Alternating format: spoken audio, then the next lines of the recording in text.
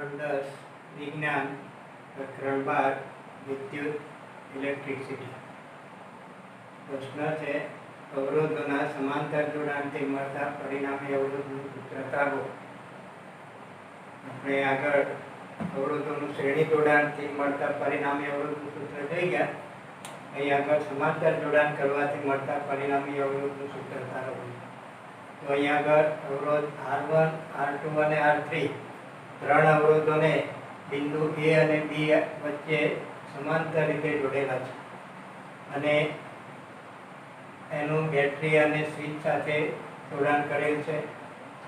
એટલે અહીં આગળ બેટરીમાંથી પસાર થતો વિદ્યુત પ્રવાહ I જે છે એનું એ બિંદુ આગળ ત્રણ ભાગમાં વિભાજન થઈ જાય છે અને અવરોધ R1, R2 અને R3 માંથી પસાર થતો વિદ્યુત પ્રવાહ અનુક્રમે I1, I2 અને I3 છે.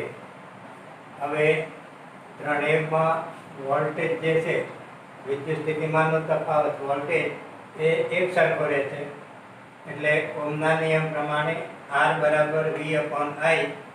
હવે I આપણે આ બાજુ લાવીએ તો R છેદમાં આવી જાય એટલે I બરાબર V upon R થાય.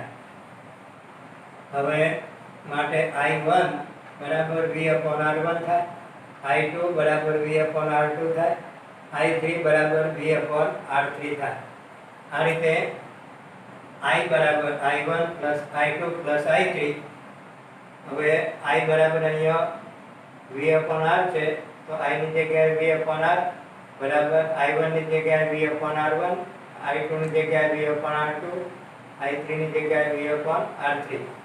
હવે બધામાંથી V કોમન નીકળી જાય એટલે 1 upon R બરાબર 1 upon R1 plus 1 upon R2 plus 1 upon R3. એટલે આ રીતે અવરોધોનું સમાંતર જોડાણ કરવામાં આવે તો મળતા પરિણામી અવરોધના વ્યસ્તનું મૂલ્ય એ ત્રણેય અવરોધોના વ્યસ્તના સરવાળા બરાબર હોય છે. હવે અહીંયા આગળ અવરોધોનું સમાંતર જોડાણના ફાયદા જણાવો.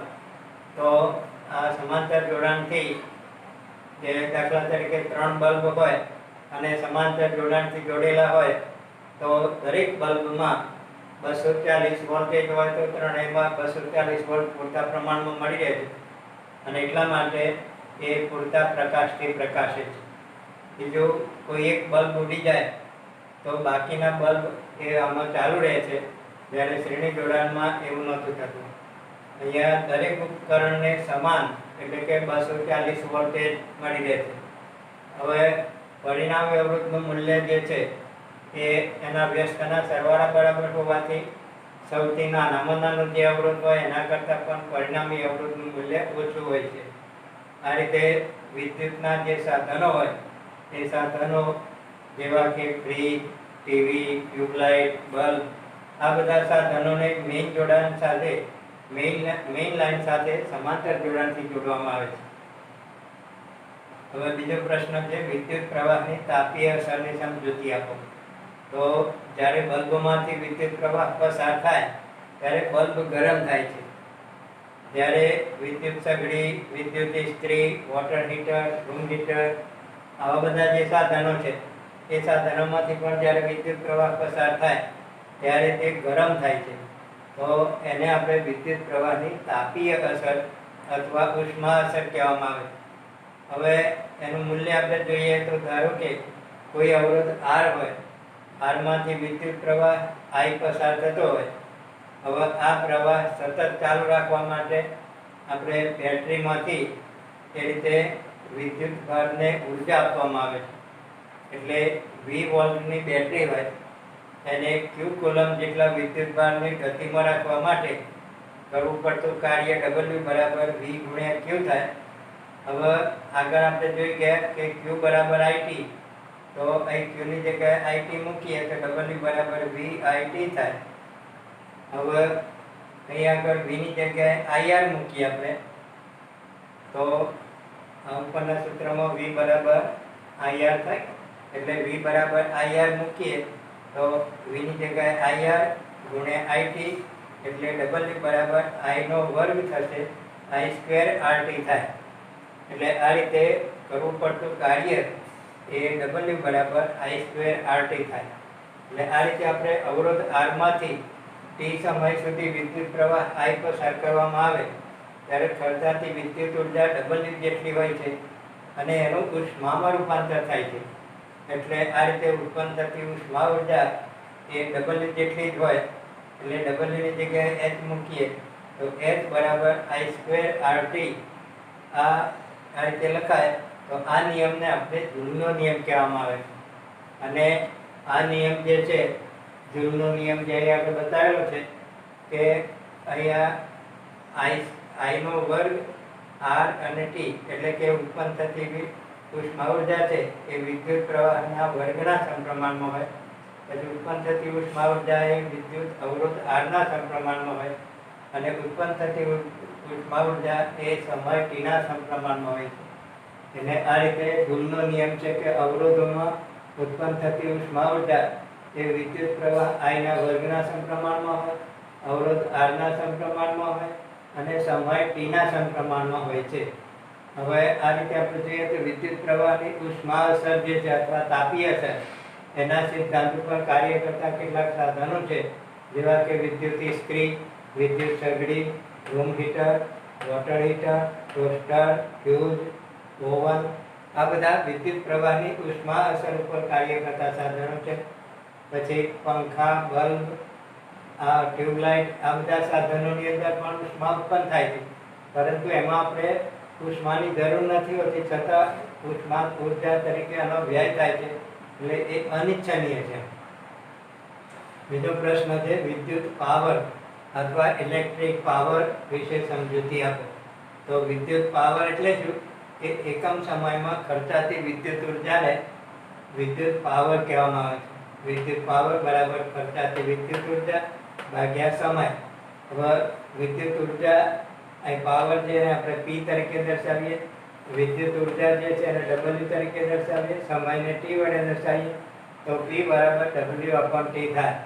હવે પાવરનો આ રીતે SI એકમ તો W એટલે વિદ્યુત ઉર્જા જેનો એકમ જૂલ થાય, સમયનો એકમ સેકન્ડ છે એટલે એનો એકમ જૂલ પ્રતિ સેકન્ડ પણ કહેવાય।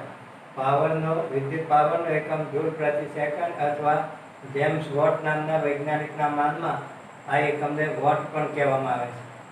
હવે પાવરના બીજા સૂત્રો આપણે જોઈએ તો પાવર આગળ આપણે જોઈ ગયા કે W બરાબર I²RT/T આ P બરાબર W/T છે। W ની જગ્યાએ I²RT લખીએ, છેદમાં T છે, T ઉડી જાય એટલે P બરાબર I²R એટલે આ રીતે આપણે એક સૂત્ર P બરાબર I²R મળે।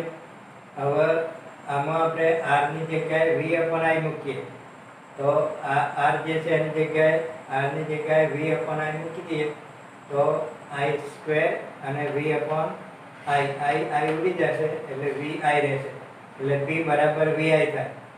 હવે ફરીથી I બરાબર V/R મૂકીએ જે આગળ ઉપર આવી ગયો I બરાબર V/R તો એ રીતે મૂકીએ તો અહીં આગળ I જે છે બરાબર V/R મૂકીએ તો ટોટલ I ની જગ્યાએ V/R મૂકીએ તો V²/R થશે કારણ કે આ V તો છે જ આગળ અને I ની જગ્યાએ આપણે V/R મૂકીએ V ગુણ્યા V એટલે V²/R થાય એટલે બીજું સૂત્ર P બરાબર V²/R થાય। આમ પાવરનો SI એકમ જૂલ પ્રતિ સેકન્ડ અથવા તો વોટ છે। હવે પાવર P બરાબર V ગુણ્યા I એટલે એના ઉપરથી વોટની વ્યાખ્યા આપણે જોઈએ તો પાવર 1 વોટ પાવર હોય તો એને કોને કહેવાય કે 1 વોલ્ટ વિદ્યુત સ્થિતિમાનનો તફાવત હોય ગુણ્યા I બરાબર 1 એમ્પિયર હોય એટલે વોટની વ્યાખ્યા આપણે જોઈએ તો 1 વોલ્ટની બેટરી હોય। આ 1 વોલ્ટની બેટરી દ્વારા પરિપથમાં 1 એમ્પિયરનો વિદ્યુત પ્રવાહ પસાર થતો હોય તો એ પાવર 1 વોટ ખર્ચાયો કહેવાય। એટલે આ રીતે આ વોટની વ્યાખ્યા છે। હવે વિદ્યુત પ્રવાહનો વ્યવહારિક એકમ યુનિટ વિદ્યુત વ્યવહારિક એકમ જે છે તેની સમજૂતી આપો તો અહીંયા આગળ P બરાબર W/T છે। હવે આ W બરાબર શું થાય તો T આ બદલાઈએ તો P ગુણ્યા T બરાબર W થાય એટલે W બરાબર P ગુણ્યા T થાય। હવે W એટલે કાર્યનો એકમ છે જૂલ, P એટલે વોટ, પાવરનો એકમ ગુણ્યા T એટલે સેકન્ડ એટલે આ 1 જૂલ બરાબર 1 વોટ ગુણ્યા 1 સેકન્ડ હવે વ્યવહારમાં જે વિદ્યુત ઉર્જાનો એકમ વપરાય છે જેને આપણે યુનિટ કહેવામાં આવે છે, યુનિટ અથવા તો કિલોવોટ કલાક. તો અહીં આગળ કિલોવોટ, 1 કિલોવોટ ગુણ્યા 1 કલાક એટલે 1 કિલોવોટના વોટ 1000 થાય, કલાકની સેકન્ડ 3600 થાય. માટે 3600 ગુણ્યા 1000 કરીએ તો 36 લાખ વોટ સેકન્ડ થાય, એટલે કે 3.6 ગુણ્યા 10⁶ જૂલ થાય. આ રીતે 1 યુનિટ અથવા તો 1 કિલોવોટ કલાક બરાબર 3.6 ગુણ્યા 10⁶ જૂલ થાય.